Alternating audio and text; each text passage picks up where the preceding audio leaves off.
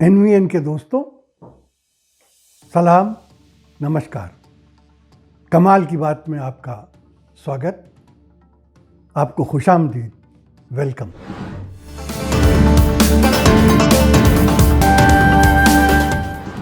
दोस्तों, राष्ट्रीय स्वयंसेवक संघ आरएसएस के सरसंघ चालक मिस्टर मोहन भागवत ने अपने ऑर्गेनाइजेशन, अपनी संगठन के मुस्लिम मंच से बात करते हुए कहा कि भारत के हिंदुओं और मुसलमानों का डीएनए एक ही है। हम समान पूर्वजों के वंशज हैं। और ये विज्ञान से भी सिद्ध हो चुका है। 40,000 साल पूर्व से हम भारत के सब लोगों का डीएनए, सब लोगों का निरपवाह डीएनए समान है। हम डीएनए की बात ज़्यादा इसलिए नहीं करेंगे, बस उनको एक बात याद दिला दें कि लोकमान्य बाल गंगाधर तिलक ने कहा था कि उनका डीएनए, उनकी जाति का डीएनए इंडियंस के डीएनए से मैच नहीं करता है, यूरेशियंस के डीएनए से मैच करता है। मगर वो बहस हम फिर कभी करेंगे, किसी और वक्त के लिए उठा रखते। उन्होंने एक दूसरी बात कही। उन्होंने कहा कि हिंदुस्तान में इस्लाम को कोई खतरा नहीं।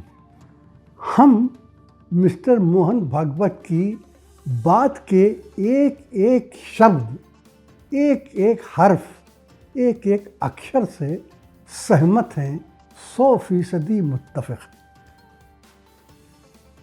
हिंदुस्तान में इस्लाम बिल्कुल खतरे में नहीं। ये सच है, और ये सच इसलिए नहीं है कि मिस्टर मोहन भागवत ये कह रहे। ये सच इसलिए है दोस्तों कि हिंदुस्तान के हिंदुओं, मुसलमानों, ईसाइयों, सिखों, पारसियों, बौद्धों और जैनियों की बहुत बड़ी मेजॉरिटी सेकुलर माइंडेड है, सेकुलर है।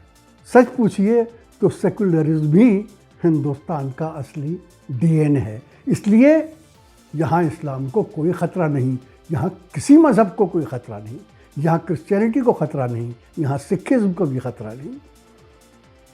बल्कि अजीब सी बात है, कभी आपने किसी मुसलमान को ये कहते नहीं सुना होगा कि हिंदुस्तान में इस्लाम खतरे में है। लेकिन अजीब बात है कि संबित पात्रा, गिरिराज और साक्षी महाराज और इस तरह के कई लोगों से अक्सर ये कहते हुए सुना गया है कि हिंदुओं एक हो जाओ, क्योंकि भारत में हिंदुइज्म खतरे में है। तो वो हिंदुइज्म खतरे में है जो 600 साल के मुस्लिम राज में कभी खतरे में नहीं रही, जो 150 साल के ब्रिटिश राज में कभी खतरे में नहीं रही, वो 7 साल के बीजेपी राज में वो हिंदुइज्म खतरे में पड़ गई। खैर वो है या नहीं ये वो जाने, लेकिन हम ये बात मानते हैं कि हिंदुस्तान में इस्लाम बिल्कुल खतरे में नहीं। लेकिन, और ये लेकिन बहुत अहम है दोस्तों, लेकिन हिंदुस्तान में मुसलमान खतरे में हैं।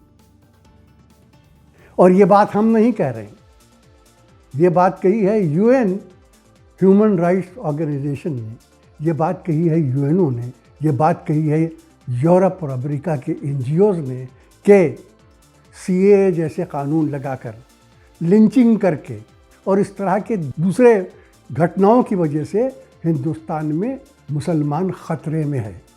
और हम आपको बता दें दोस्तों, हम इस बात को भी नहीं मानते कि सारे हिंदुस्तान में मुसलमान खतरे में, बिल्कुल नहीं। जो कहते हैं वो गलत कहते हैं। देखिए, आप साउथ को लीजिए, दक्षिण को लीजिए। दक्षिण में तमिलनाडु में मुसलमान खतरे में नहीं है, आंध्रा में मुसलमान खतरे में नहीं है, तेलंगाना में मुसलमान खतरे में नहीं है,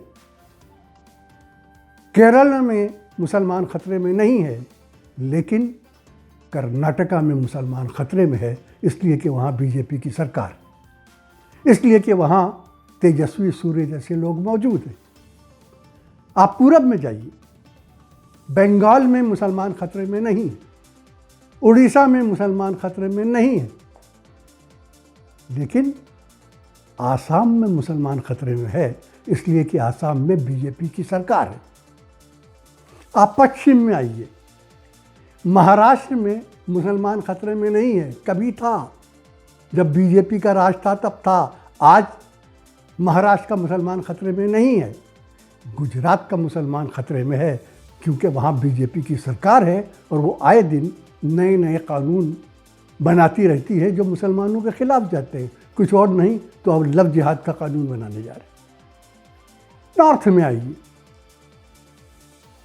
पंजाब में मुसलमान खतरे में नहीं है, राजस्थान में मुसलमान खतरे में नहीं है, कल था जब बीजेपी का राज था। छत्तीसगढ़ में मुसलमान खतरे में नहीं है, कल था जब बीजेपी का राज था, वहाँ भी लिंचिंग होती थी। झारखंड में मुसलमान खतरे में नहीं है, कल था क्योंकि वहाँ बीजेपी का राज था। मध्य प्रदेश में मुसलमान आज भी खतरे में है, इसलिए कि वहाँ बीजेपी की सरकार है। हिमाचल प्रदेश में मुसलमान खतरे में है क्योंकि वहाँ बीजेपी की सरकार है। जहाँ वो बरसों से एक जगह जुमे की नमाज़ पढ़ता था, इस सरकार ने उसको वहाँ नमाज़ पढ़ने से रोक दिया। हरियाणा में मुसलमान खतरे में है क्योंकि वहाँ आज भी लिंचिंग होती है और वहाँ आज भी ऐसे लोग मौजूद हैं, आरएसएस के लोग, जो ये कहते हैं कि मुसलमानों को इस देश से निकाल देना चाहिए। उत्तर प्रदेश में मुसलमान खतरे में है, इसलिए कि वहाँ बीजेपी की सरकार है और वहाँ आए दिन मुसलमानों को किसी न किसी तरीके से परेशान किया जाता है, उन्हें बंद किया जाता है। 2 मौलवियों को बंद कर दिया गया, गौतम उमर और जहांगीर कासमी को, कि उन्होंने 1000 लोगों को ज़बरदस्ती मुसलमान बना लिया। उत्तर प्रदेश में मुसलमान खतरे में है क्योंकि वहाँ आए दिन कोई ना कोई मस्जिद गिराई जाती। उसके अलावा बाकी हिंदुस्तान में मुसलमान खतरे में नहीं है।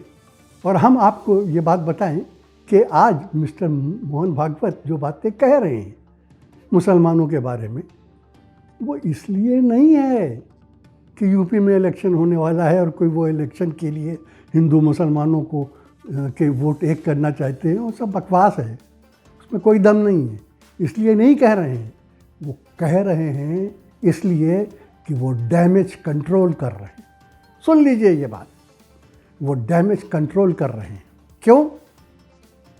इसलिए कि आज दुनिया में, यूरोपियन यूनियन में, अमेरिका में, मिडिल ईस्ट में, दुनिया के कई मुल्कों में ये बात मानी जाने लगी है कि राष्ट्रीय स्वयंसेवक संघ कोई कल्चरल ऑर्गेनाइजेशन नहीं है, कोई सांस्कृतिक संगठन नहीं है, बल्कि एक फासिस्ट, फांसीवादी, नाजी पार्टी जैसा ऑर्गेनाइजेशन है जो माइनॉरिटीज़ के खिलाफ है, जिसका हीरो हिटलर है। ये बात दुनिया में अब मानी जाने लगी है और ये बात दुनिया में मानी जाने लगी है तो इस बात से आरएसएस और मिस्टर मोहन भागवत को परेशानी है। आफ्टर ऑल, सब कुछ होने के बाद भी हम इस दुनिया में रहते हैं। दुनिया में हमारे बारे में क्या सोचा जा रहा है ये मैटर करता है, ये अहम बात होती है। इससे बहुत सी चीज़ों का फैसला होता है। आप देखते हैं टूरिज्म पे असर पड़ता है, लोग समझते हैं वहाँ पता नहीं कब क्या हो जाए। तो इसलिए मिस्टर मोहन भागवत इस इम्प्रेशन को ख़त्म करना चाहते हैं। वो चाहते हैं कि दुनिया उनके ऑर्गेनाइजेशन के बारे में अपनी राय बदल दे। अब वो इसमें कितना कामयाब होते हैं ये तो बात की बात है। मेरा ख्याल ये है कि दुनिया की राय का बदलना इतना आसान नहीं है। तो दोस्तों, आज बात यहीं ख़त्म करते हैं। अगले वीडियो तक के लिए हसन कमाल, आज़म शहाब, डॉक्टर सलीम और फैसल सैयद को इजाज़त दीजिए। फिर मिलेंगे। जय हिंद, खुदा हाफिज़।